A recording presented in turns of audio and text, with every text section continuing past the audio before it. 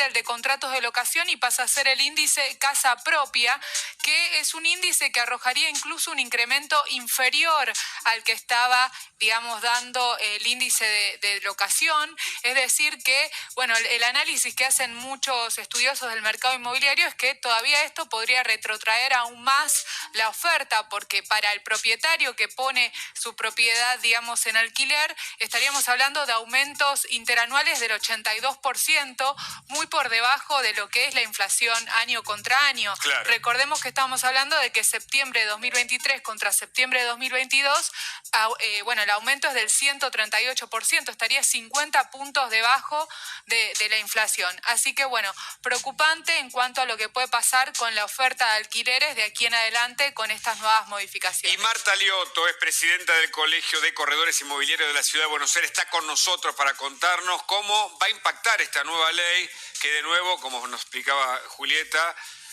empeora la situación, ¿o no? Marta, ¿qué tal? Buenas tardes. Hola, ¿qué tal? Buenas tardes. No, sin duda que sí. Julieta hizo un paneo de situación realmente y de la gravedad que está atravesando el sector, tanto los propietarios como los inquilinos también. Lo sumamos a esta movida preocupante porque el índice de casa propia es un índice que está, como señaló Julieta, muy por debajo de la inflación, Ajá. muy por debajo del índice actual que se está aplicando en los contratos que están en vigencia hoy con esta ley de 3 años, y realmente va a generar aún mayor retracción en el mercado. Cada vez hay menos propiedades en alquiler, calculo, porque el propietario o alquila en dólares o no alquila, me parece. No, lo que pasa es lo siguiente. A ver, Hugo. Para que haya inmuebles en locación, sí, hay que seducir a los propietarios a que sus inmuebles los pongan en el mercado. Obviamente, ¿sí, no? obviamente. Si el propietario no se siente cómodo, no le gusta, está en unos parámetros que realmente no le benefician lo más mínimo, sí, automáticamente se retira el inmueble de la oferta. Sí, ahí está su cámara, mira, Marta. Lo pone en venta, lo pone en temporario, en determinado, o la mayoría han decidido cerrarlo, claro, otros lo pusieron en venta. Correcto. La realidad, Hugo, que es muy difícil para nosotros convencer a los propietarios en que decirles, bueno, mantenete en este mercado, en el mercado de alquileres, porque en una Argentina con una falta de previsibilidad absoluta, con un dinamismo y con elecciones en el medio, cambio de gobierno, cambio de presidente, cambio de todo, un contrato a 3 años. Era lo que nosotros permanentemente veníamos señalando. O sea, ustedes querían un contrato, o sea, una nueva reglamentación o una nueva ley, mejor dicho, que reglamenta los alquileres, que hubiese sido ¿cómo?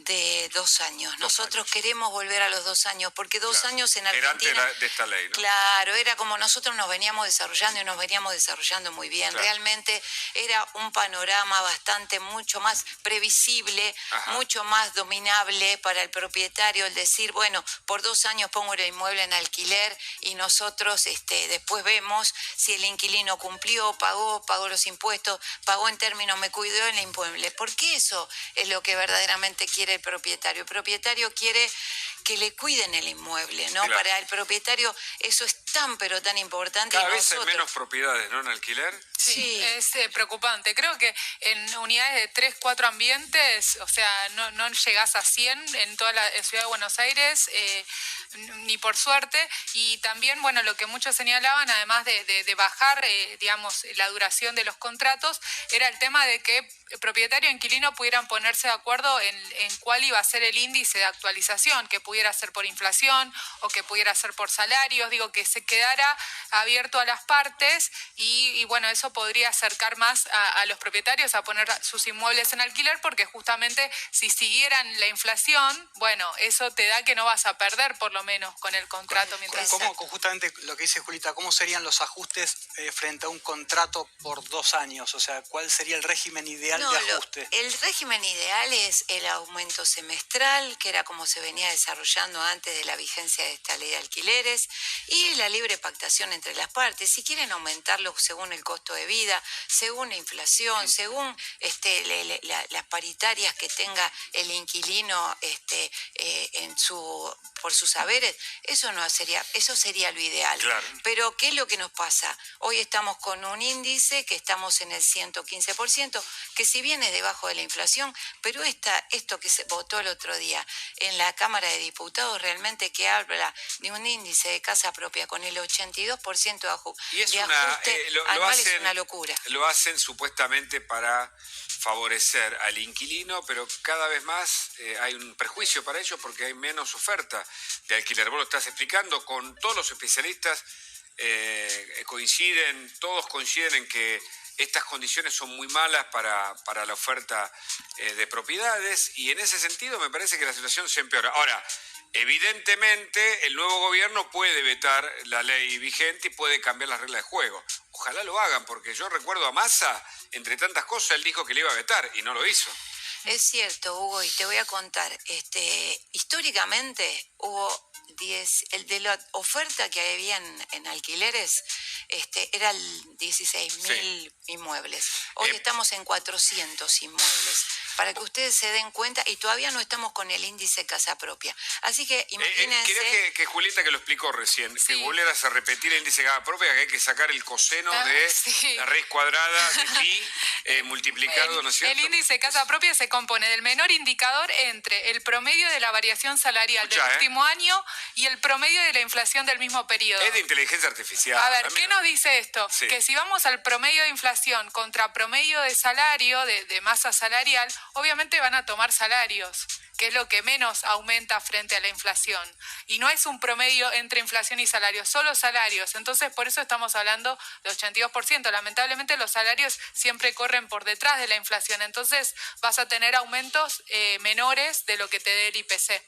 Sin duda que sí, y la verdad que eso es correr en contra de la necesidad del mercado, ¿no es cierto? Porque no nos olvidemos que cuando hablamos de alquileres, hablamos de la vivienda de las familias y el hogar de las familias, que realmente el no encontrar para los inquilinos y ir en búsqueda de inmuebles, inmobiliaria tras inmobiliaria, realmente solo ellos saben la situación que están atravesando en este momento.